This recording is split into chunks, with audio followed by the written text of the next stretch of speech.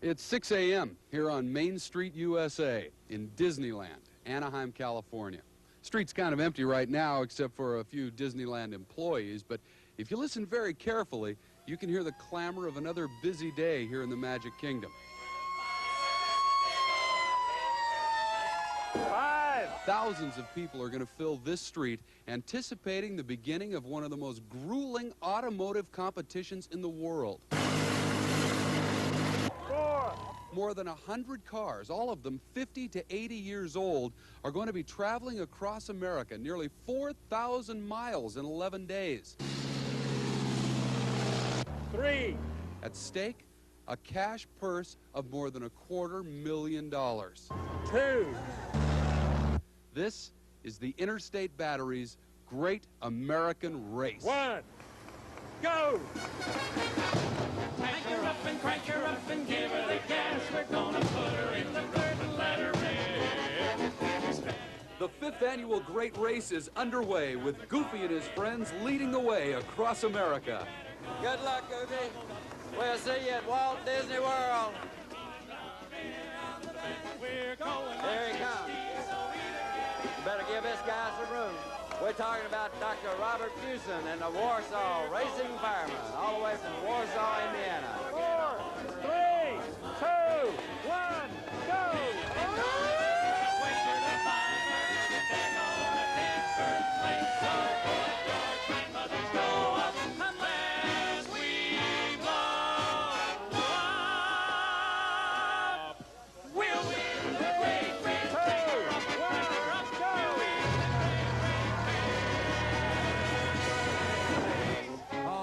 Car number 1, winning $100,000 last year in the Great American Race. The fellow doing the driving, Mr. Ron Hazlett. The last time these two guys ran together, Dick Eckelbarger and Ron, they won $100,000 in the first Great Race. Go!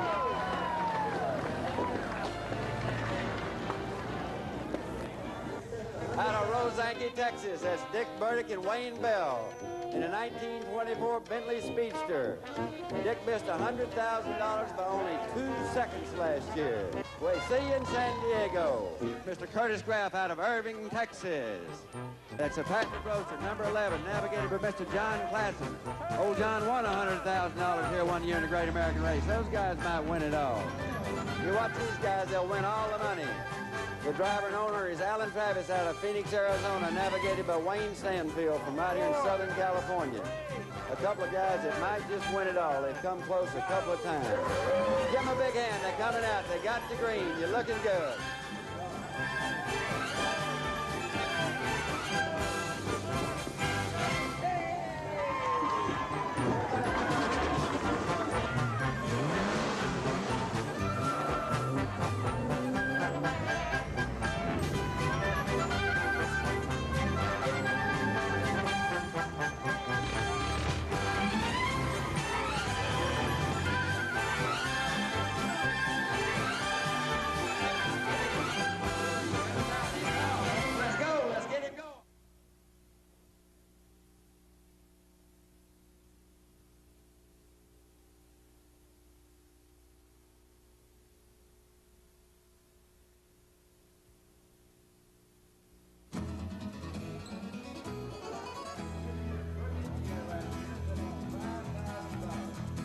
The Interstate Battery's Great American Race is 11 daily races for a cash purse of $250,000. $8,000 is up for grabs at the finish each day in San Diego, Phoenix, Albuquerque, Lubbock, Arlington, Galveston, New Orleans, Birmingham, Atlanta, and Tallahassee. Then comes the Grand Championship run from Tallahassee to Walt Disney World for the remaining $170,000.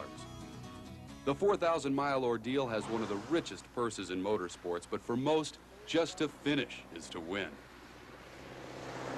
We just want to finish. If the car runs and we get to the end, then I'll be happy.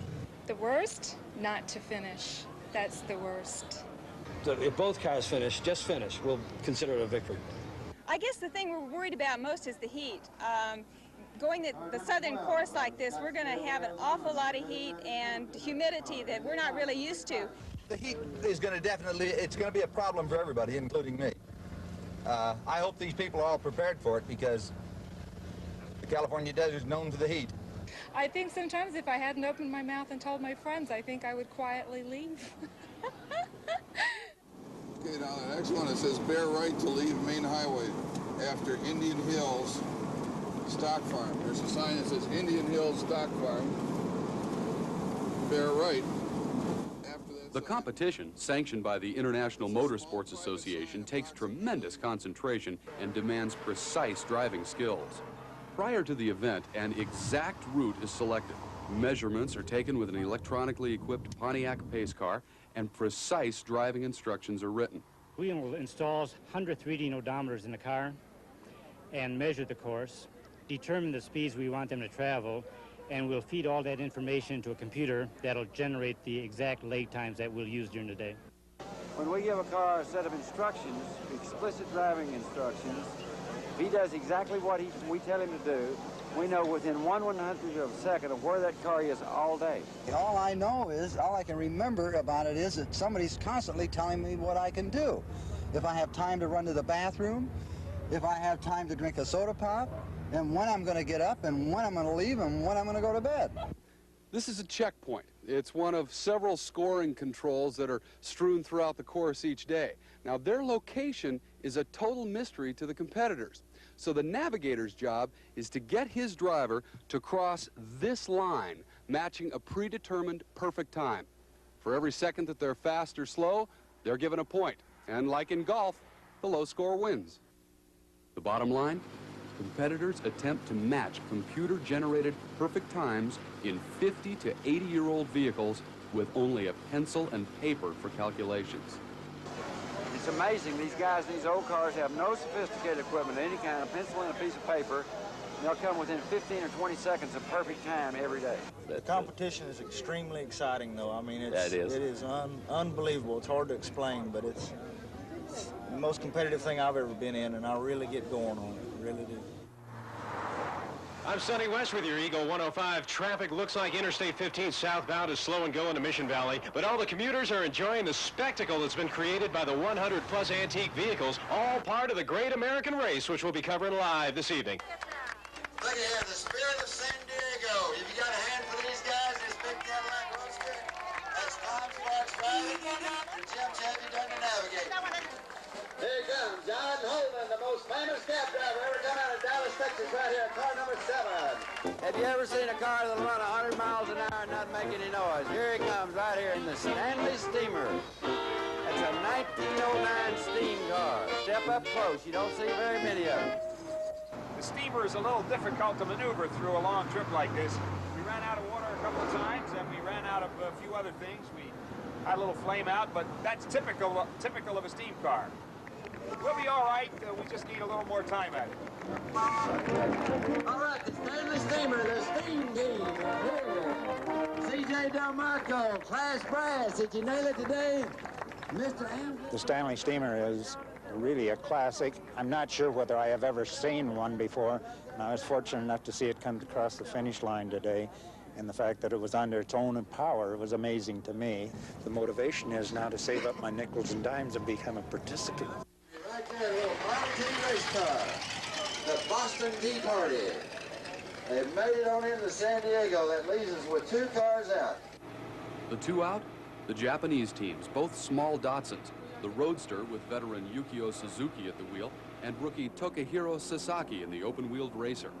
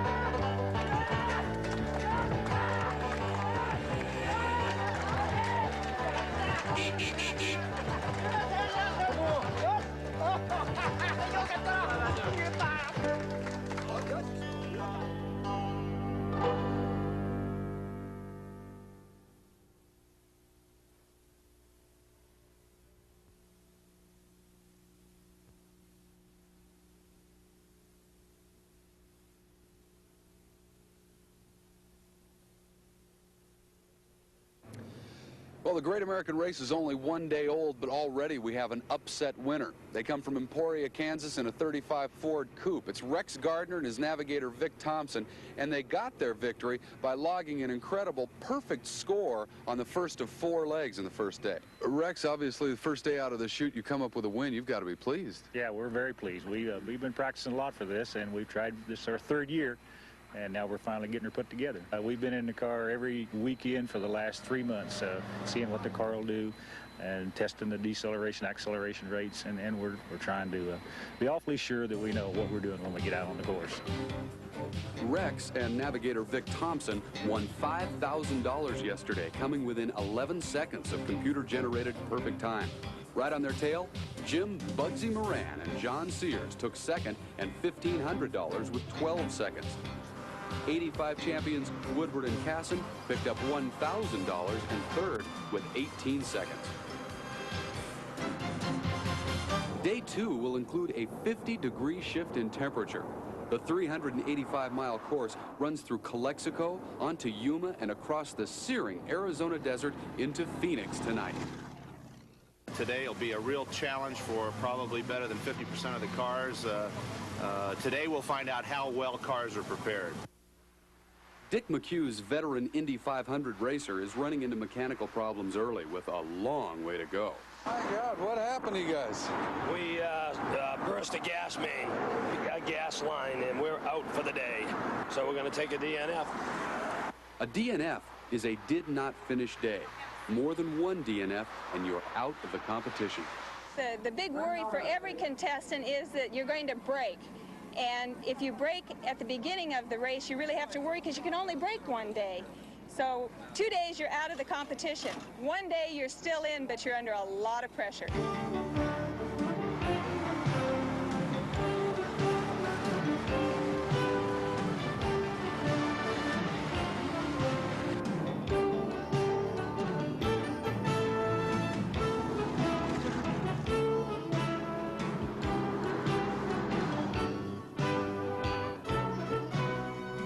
This is the Interstate Batteries Great American Race Hotline. Dick McHugh's 1919 Model T Ford went down this morning. That leaves 98 teams still battling 117-degree temperatures in the desert. Mike Stanhope coming to you live on KB Gold. That's KBLU in Yuma, and it's Great American Race Day in Yuma.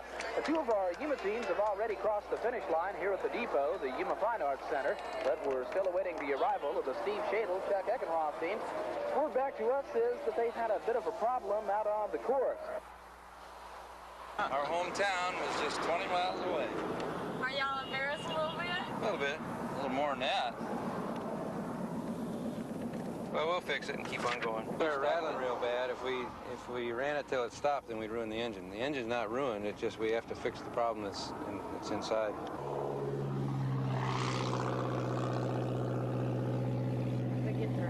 Engine's running good. It makes me sick.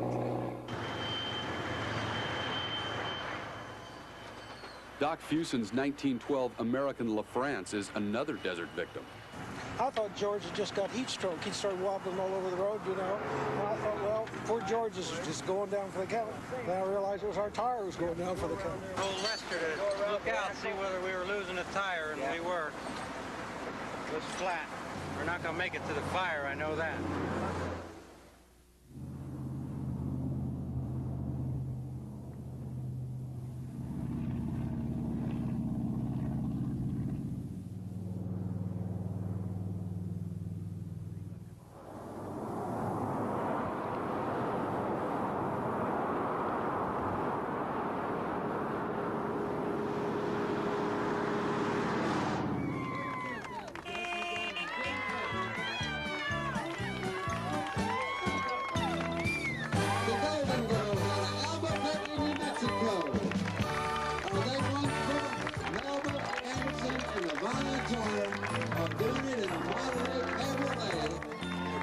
Frank and Charles Curry cranked out a 10-second score for third place.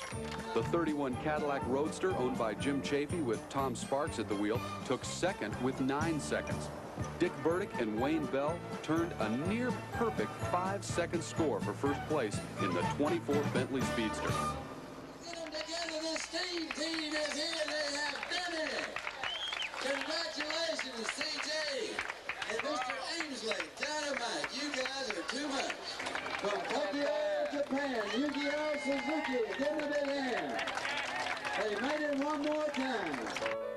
97 cars have completed the demanding run to Phoenix. Still missing Doc Fuson's American LaFrance and the tiny Datsun Racer. The car started leaving Phoenix at 5:30 in the morning, basically to beat the desert heat. But if yesterday's any indication, they don't need an edge like that, because despite 3-digit temperatures through the deserts of California and Arizona, not one car, including this terrific fire truck, have dropped out of the race yet. The going will be cooler, but maybe tougher. It's the longest day, 445 miles. After a pit stop in Payson, Arizona, the climb of 8,000 feet will crest in Springerville on the way to Albuquerque, New Mexico. Class Brass is a special division for pre-1916 vehicles. They work for it. The older the machine, the tougher the ride. Blazing the trail for Class Brass is Doc Fuson's 1912 American LaFrance on its 5th trip across America. Jim Stocker and Spencer Cooper invested a full year in preparing Jim's 1914 Model T, and it runs like a watch. This is a Model T Ford. Henry Ford built 15 million of these cars, and it's quite amazing to me how many farmers and people came to town and bought a Model T that had never even ridden in a car and learned how to drive one and drove away and lived through it. Joe and Judy Atkinson are back in their 1913 American Underslung Scout, representing the city of Arlington, Texas. Carl Amesley and C.J. Del Marco are betting on steam power in Carl's 1909 Stanley Steamer. It's the only Stanley steam car ever to won one of these things, and half of these gas burners don't think we can do it. Frank Klepp's 1905 Stevens Duryea won the oldest car to finish award last year. Frank's son David and Wayne Wiley are back to take up the challenge. I think it's fun to see the older cars because it takes a little more effort to get them down the road. It really does. Team Goodyear's Lou DeLong and Byron Limber in the 1911 Lancia have emerged as the odds-on favorites in Class Brass, having won the first 2 days. Class Brass gives us the opportunity to take these old cars, compete against one another. We can't compete against a 1936 car. It's just not possible. But among our own, I think the closeness of the competition shows how wonderful Class Brass is. And I think you're going to see a lot more cars coming out in Class Brass now.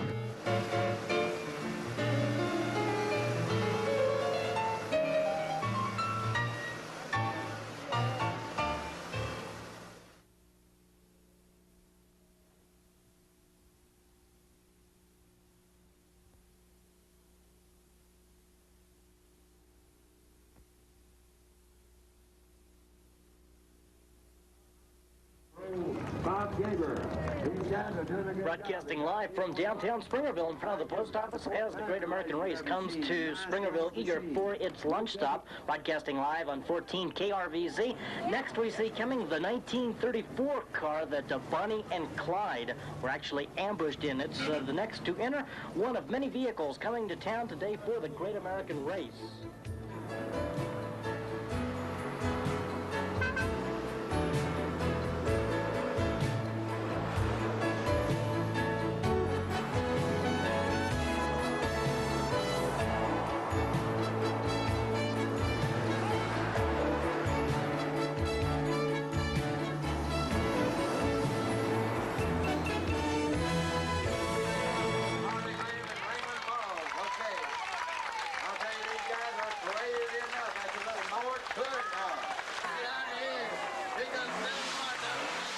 Hey, you're only 231 off. How do you feel about that?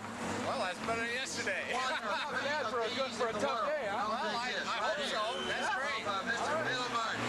He races that car all over the world. Yes. From Albuquerque, New Mexico, this is the Interstate Battery's Great American Race Hotline. The 8,000-foot climb into Springerville claimed 10 DNFs today. Rookie Jim Stocker upset Lou DeLong in Class Brass, scoring 2 minutes and 16 seconds. And Dick Burdick made it 2 in a row in the championship class with an amazing 14-second run. Dick, you've got 2 victories so far this trip. What are you doing right? I don't know. Driving right, navigating right. The good Lord's with us, and I guess all 3 of those things work to your benefit. It's day 4 and 390 miles, with 99 teams still running. After lunch in Clovis, New Mexico, we start the first of 3 days in Texas with a pit stop in Muleshoe and the finish in Lubbock.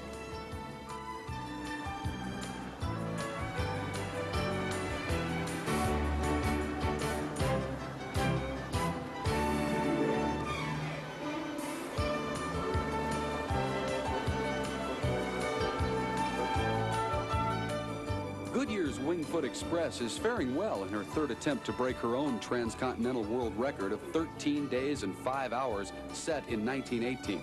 Last year, she nearly did it, but blew an engine only 50 miles from the finish.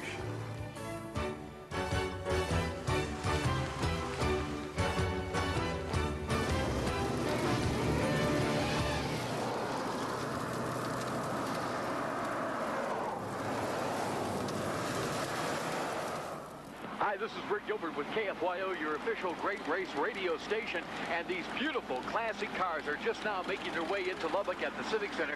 We've been experiencing some intermittent rain, but that hasn't dampened the spirit of anyone here, and the sight is beautiful.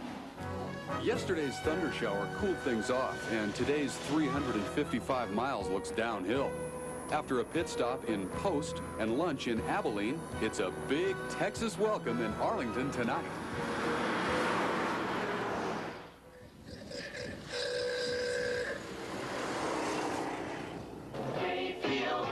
Okay, let's go out to Scott Zabert. He's covering the Interstate Batteries Great American Road Race coming through Post right now. Scott Zabert reporting for KPOS on the Interstate Batteries Great American Road Race coming through Post. And what a turnout we have on this Saturday morning. We're standing here expecting to see over 120 antique automobiles to pass through on their way to Abilene. That's the next stop on the racers list. We can expect to see such classics as the 1934 Ford four-door sedan. I ride horses a lot. I don't have a classic car. But that red one over there is plenty winter with me. All morning long. So keep your radio tuned right here to 1370 KPOS in Post. Dick McHugh's 1919 Model T was built by Lewis Chevrolet for Henry Ford to race in the Indy 500.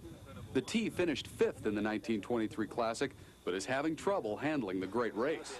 It looks bad this time around, huh? Yeah, it's all over. And I'm about as disappointed as I've ever been in my life because it was running beautiful. We were for a change on the money, and all of a sudden the engine just blew up.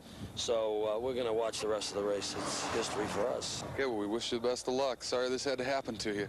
Not as sorry as I am.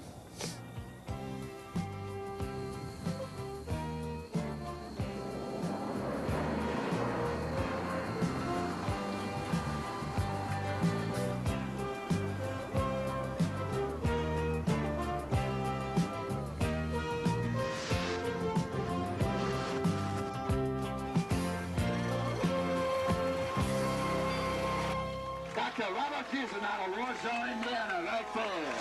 The Warsaw Racing Environment. 40,000 fans are on hand to welcome the Interstate Batteries Great American Race into Arlington Stadium. Third place today at 13 seconds, Jack Casson and Elliott Woodward. Second place at 12 seconds, Kyle Martin of Houston, Texas. And there's another upset winner. First place and $5,000 to Bob and Mike Taylor of Seabrook, Texas. For the Great American Race, this is Phil Cole reporting. You know, the Great American Race may be won by driver and navigator based on their ability to adapt to things like topography and altitude and weather. But all of that can be a moot point if the vehicle doesn't run. And sometimes that means working round the clock to keep these 50-year-old classics on the road, either by the unsung mechanics or by the exhausted drivers themselves. Hey, Howard, froze the water pump. Tore the fan belt off. So now we're putting 2 new water pumps on and electric fuel pump on. How long will we be out? Oh, I don't know. I think we'll be done in an hour or 2, maybe. They were part-related problems. We thought we had good parts, and we didn't. Most of the failures end up being lack of preparation. When do you have a major problem on your hands here? We're going to have a major problem probably by tomorrow evening. And this number 4 cylinder now is starting to pump some oil. And it won't get better. It'll get worse. And we'll ring one hole, put it back together. But we're going to Florida if we got to tow it. We'll be at this probably all night. These old ones, they pretty well got to work on them all night. You got them running all day. It's not a matter of it breaking. It's just you got to tighten everything back up. It's unbolting itself all day long. It's unscrewed. When the people do anything they do, they care about it a great deal, I think. We care about this a lot. Wait a minute, Dennis. Something's busted. Huh? Feels like the crank's broke. Yeah, looks like it. Yeah. Oh, man. Button her back up. Yep. Made an explosion, and that was it. This was my spare engine. I could still fix it if I could get a crank. I tell you, there's a never die attitude in this race. I guarantee you that. I could. If I could find a T-crank, I could.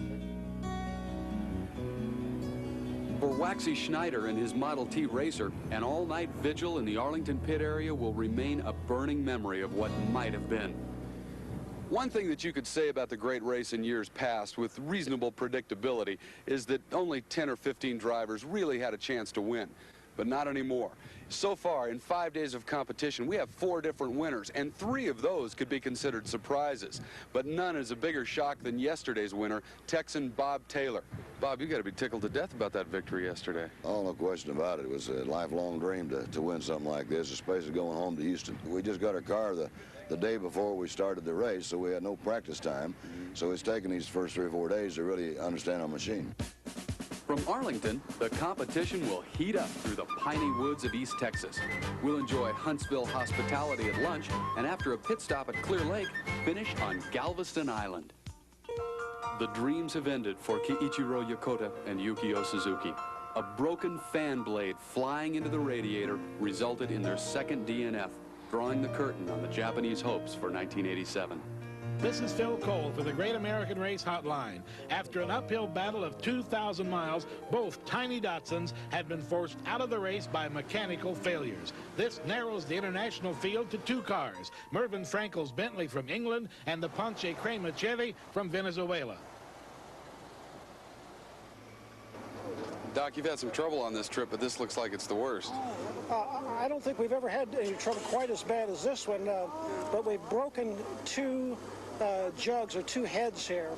And I've never seen that happen before, but we've broken the posterior part of the front jug and the anterior part of the back jug. We were able to get a hold of a welder, and we've had to dismantle and take down the engine so he could get in to do the welding. It's coming along, we hope. Pretty tricky welding job.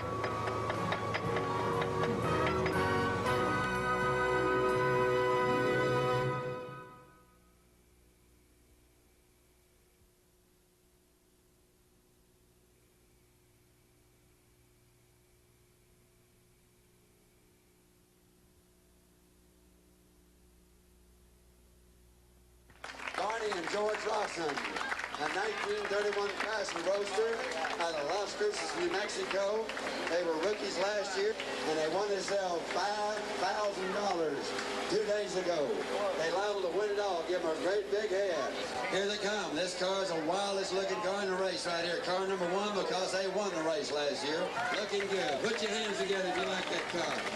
Put them together, Galveston. Early favorites Hazlitt and Eckelbarger have finally put it together, scoring only 8 seconds away from perfect time for first place. Dick, it's taken 6 days, but it looks like you finally got yourself a victory, huh? Well, we've done a lot of hard work. We've had some good scores before, but today we put it all together, yeah. What about all these youngsters in this competition coming up with the gold every day? Well, I think the organizers have done an excellent job of determining what it was that separates the rookies from the pros, the so to speak pros. But it makes it that much tougher on you? Oh, certainly it does. But when you get down to the bottom line, it's still, you know, it's one competitor against the next, and you've got to do everything right. You can't make any mistakes if you're going to be able to win these.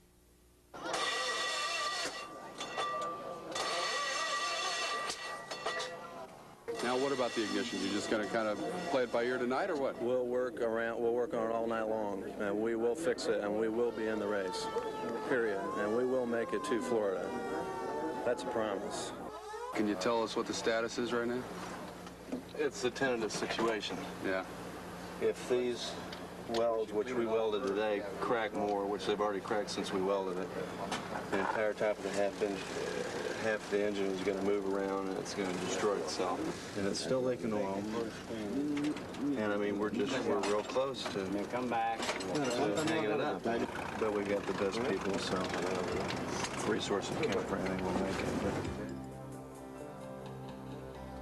The legend may live on. A short test drive at 2 a.m. brings new hope. Made it around the block. What's around the block? We're making it around the block, we're making it around the world. That's right.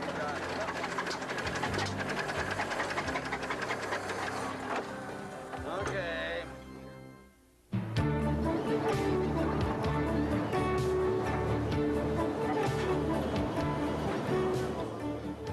3 days in Texas comes to an end for our Great American Racers as they leave Galveston to begin day number 7.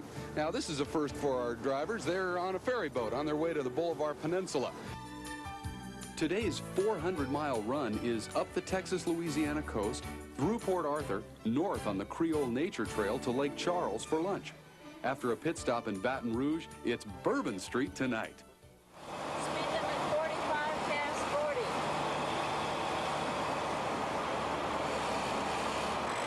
And bear left or yield ahead to 27. Yield ahead, okay. And the next one is left at Y onto 27 north. Pause 15 seconds.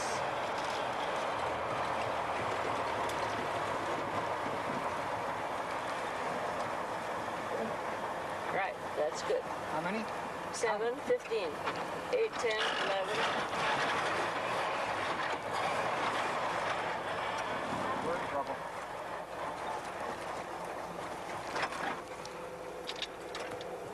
Well, I'll leave the timer on then.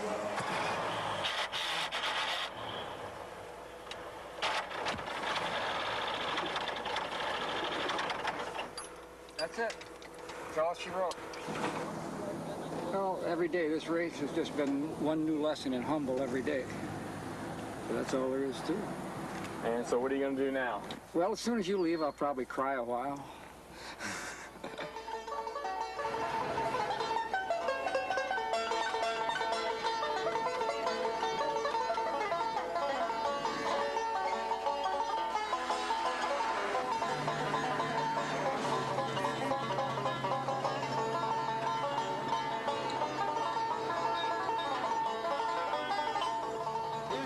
The First Lady of the Great American Race, Miss Jenny Withers out of Fountain Valley, California, and the world-famous Bonnie and Clyde car. On May 24th, 1934, just outside of Arcadia, Louisiana, the bloody 3-year crime spree of Bonnie Parker and Clyde Barrow was ended in a violent ambush.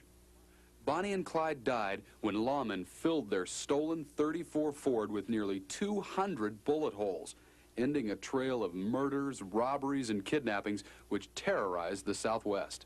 Jenny, with all the cars out here, why the fascination with this one? Oh, well, this one's got such a history, and everybody seems to know about it because of all the movies that have been made. We kind of want to let them know that Bonnie and Clyde weren't the colorful heroes that the movies made them out to be, so we're telling them that crime doesn't pay. Do you all know what this car is saying to you, kids? It says, crime doesn't pay. If you look at the front door, it's got 167 bullet holes where Bonnie and Clyde were killed. So you guys stay on the right side of the law, huh? The New Orleans weatherman forecasts a 355-mile-long water slide today for the great racers. The first stop is Picayune, Mississippi. After lunch in Meridian and a break in Tuscaloosa, the checkered flag is in Birmingham, Alabama tonight. The open cockpit race cars are in a full-fledged battle with a Gulf Coast cloudburst. First reports have 96 cars still running, but if this downpour continues, there's no telling how many cars will be drowned out. We were in a heavy rainstorm 2 hours ago, and the car's not built for rain. And it just stops and goes, stops and goes.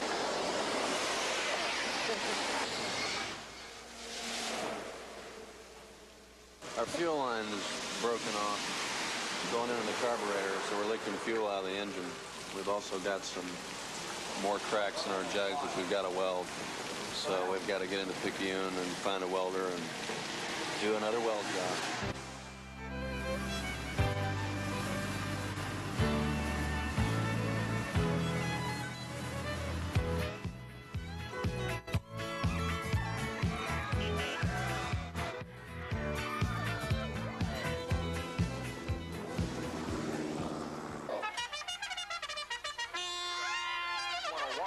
WJDQ FM Meridian. This is David Dog Edney this afternoon. Looks like the rain is going to give us a break as we anxiously await the arrival of the first cars in the Great American Race here at Village Fair Mall. There's a huge turnout of spectators lined up to see these cars pass through as they make their stop for lunch here in Meridian.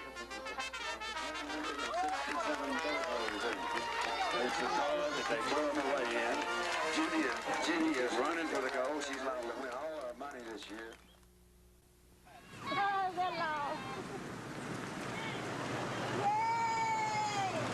Oh, look at the work. Well, I'll be doggone. Look at them bright lights. A lot of clear.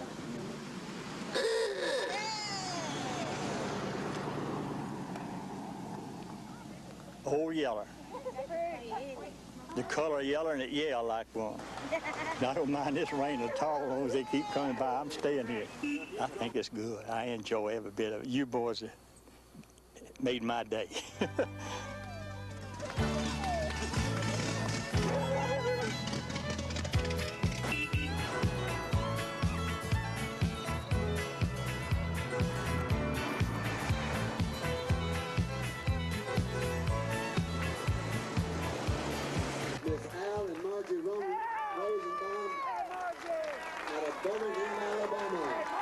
Solid dogs right here. Give them a great big hand. Give them a great big hand. One of the most unbelievable stories in the great race this year.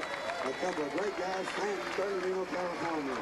Dick has won 3 races this year. Dick Burdick's 24 Bentley in the championship class and Lou DeLong's 1911 Lancia in class brass have emerged the teams to beat.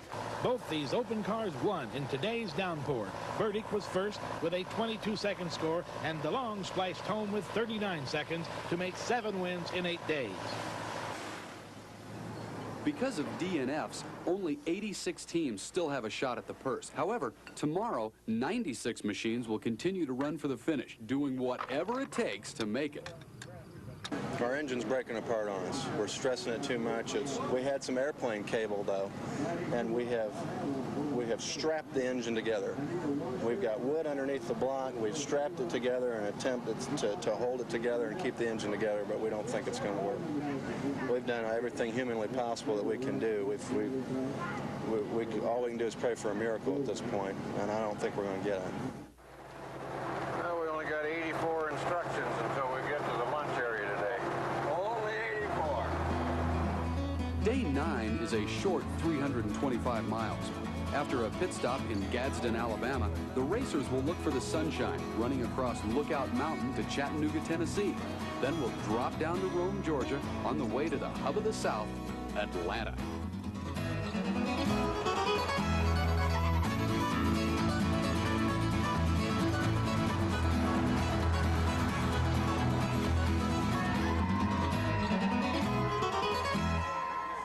Choo-choo watching a rain-soaked crowd enjoying over 100 antique and vintage cars as they make one of several pit stops on their way from Disneyland, California to Disney World, Florida. It's the 5th annual Great American Race, and if you like classic autos, come on out to the Choo-choo. For 1370 WDEF. Driven and navigated by Elliott Woodward. The rain affects the driving a little bit. You end up having tires get colder in the rain, so they get slightly smaller in diameter, and hence you go just a little bit slower, and you have to make that kind of an adjustment. In the rains we've been having, you have a very hard time seeing. Doesn't matter very much. It passes over your head. You know, we're used to this sort of thing. It's just the distance that's rather greater than we're used to. I found myself hanging out on the other side of the windshield because I can see a little better, and it's very difficult. You just have to go. You end up going slow. You slow down. You miss signs. You do a lot of guessing. You know, it's tough. We got to sort it out, as the Brits say.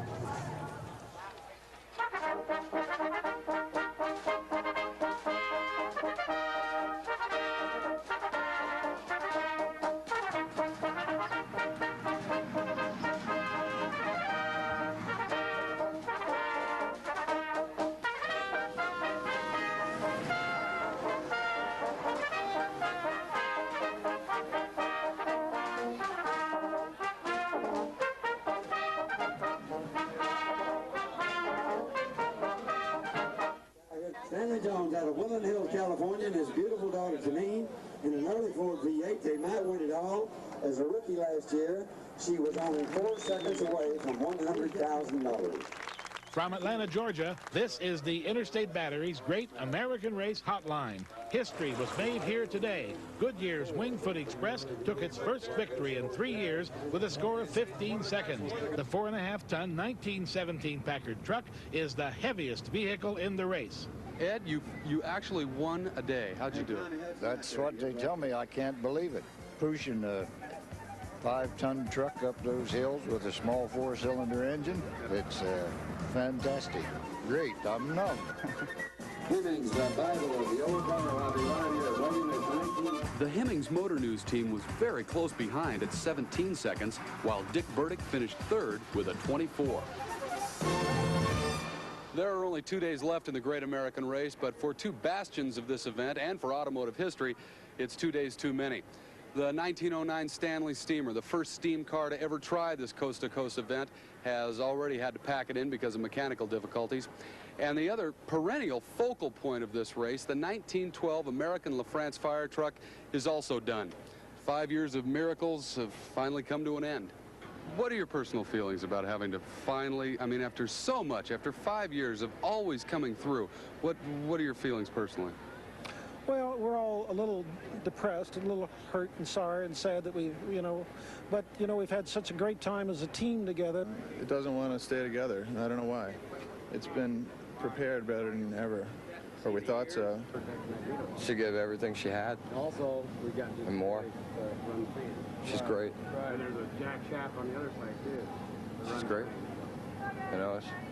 Do you feel like you're letting people down, or how do you feel about it? Wheel brakes, but how do they operate? What type of brakes are they? They're external contracting on the back for the regular brakes. I don't know what to tell you about that. Okay. So we got, back brakes. I don't know what else we could have done. I think we tried everything. That's what you needed. I just don't know what else. So it's like I wanted her to do it. I think I wanted to do it. It looks like clear skies for the 315-mile run through Thomaston, Albany, Cairo, and finally, Tallahassee, Florida.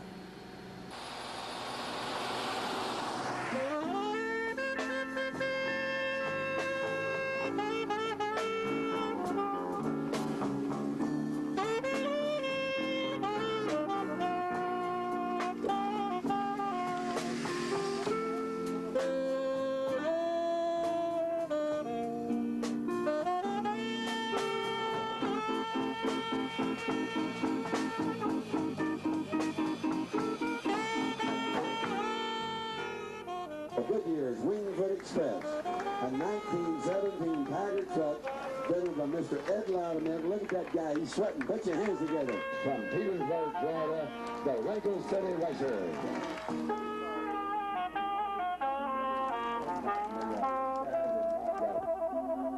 Have you figured out yet, 5 years experience on this race, have you figured out yet what the attraction is, what the fascination is? I think it's the cars. I think it goes back to the craftsmanship, the endurance, the durability of these things. And they're unique. This is something that this country has a heritage of cars. We want a seat. We want a seat for our seat and a wheel in front of us, and that's part of our independence, I think.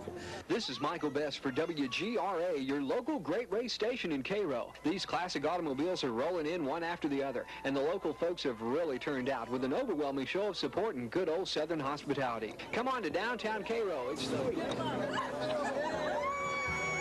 Position today, he won $5,000 in the 1934 Paddock.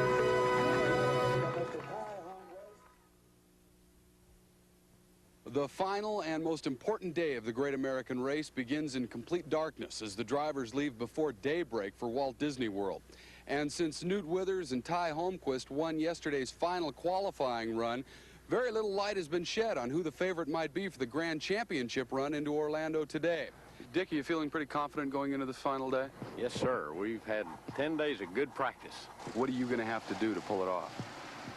Just concentrate. Don't make a mistake. Don't miss a turn. Don't miss a sign. And hold that speed. Whatever he tells me to drive, I got to hold that speed. Ron, you're the defending champ. How do you feel going into this final day?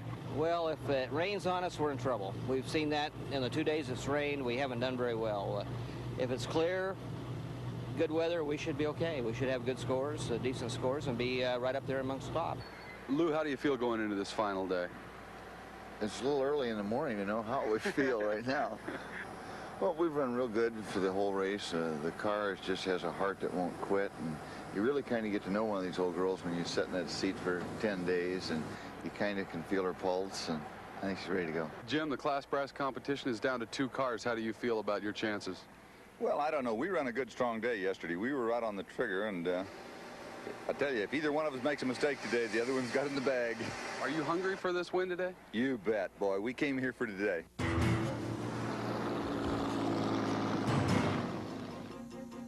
Starting at 5:30 a.m., a field of 94 machines, with 79 of them still in the competition, took the green flag for the Grand Championship run. From Tallahassee, the course runs south to Tampa, then north and east to Walt Disney World. It's 430 miles through the backwoods of Florida. Okay, one early. Okay, here's our pure warning sign. Let's see, 35. Yeah, we cast to what now? Cast to 30. Okay. 5, 4, 3, 2, 1. Go 30. We're going to stop. We're going to go left and go 50. Left, 50.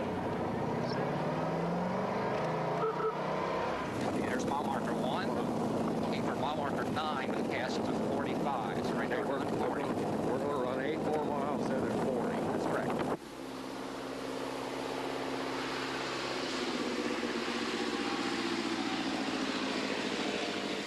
What's this, 25 miles an hour? See it. Keep going 50.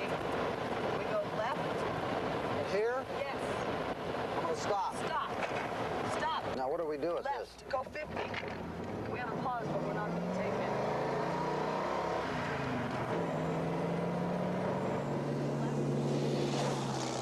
Through 3 legs of competition in today's Grand Championship run, Burdick, Bell, and the Bentley are running 11 seconds off perfect time. Alan Travis and Wayne Stanfield are 20 seconds off the mark, while Rex Gardner and Vic Thompson are still a threat at 21 seconds, with only 80 miles to the checkered flag at Walt Disney World, and with $190,000 hanging in the balance, the pressure is on. What should we do? Should we turn around? I have it on the clock. I don't know what's there. I'll go to the next. I'm going to stop at the next one. I didn't say Keith Beach.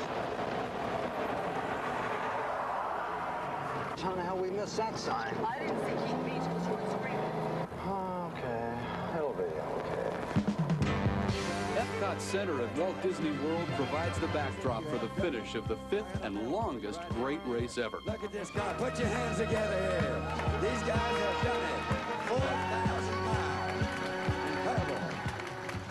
Welcome to Walt Disney World. 430 long, hot, humid miles and 6 checkpoints put the field to the test. Burdick and Bell appeared unbeatable through 10 days and 4 near-perfect legs, but just one mistake, a wrong turn on leg 5, and they fell all the way to 14th position.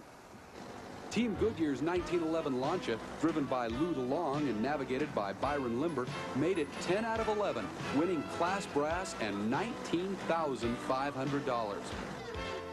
Goodyear's Rookie of the Year, Gary Oden, won 5th and $10,000. Kyle Martin of Houston turned a 106 for 4th and takes home $12,500. Team Goodyear's Newt Withers in the 34 Packard took 3rd at 47 seconds and $12,500. Rex Gardner and Vic Thompson nailed 2nd with 36 seconds in the 35 Ford, pushing their winnings to $20,000. Hard work, experience, and tenacity finally paid off for 5-year veterans Alan Travis and Wayne Stanfield in the 1916 Mitchell. They won the $50,000 Grand Championship run with a 22-second score. Alan, you've got to be just tickled to death about this victory. I can't believe it. All the time and effort we went to, go through to learn how to rally and learn about old cars and everything, and it finally worked out after 4 years of trying. Is it the paycheck or is it the satisfaction? It's got to be the satisfaction. Of what? Yeah. Of winning. I figure when you win the Great American Race, you basically won everything. Well, I guess it's an appropriate place for us to win at Disney World because it really makes it seem like dreams do come true, and couldn't be a better place to win than right here. It's all over, and I'm about as disappointed as I've ever been in my life. Right now I feel like crying, but I'm a grown man, and we all know that that doesn't work very well. Well, I'm not crying. I'm disappointed, obviously, but I'm not crying. We're here for the fun of it, and I guess this is part of the fun. I don't know what else we could have done. You know, I think we tried everything. I wanted to do it. I think I wanted to do it. That's all of it. External contact. I don't want to drive a Model T across country. Maybe I'm crazy, huh?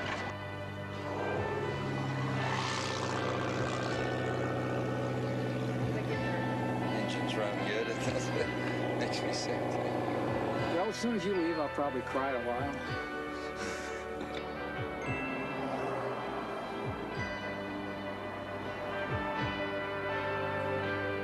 No, not everybody finishes this race.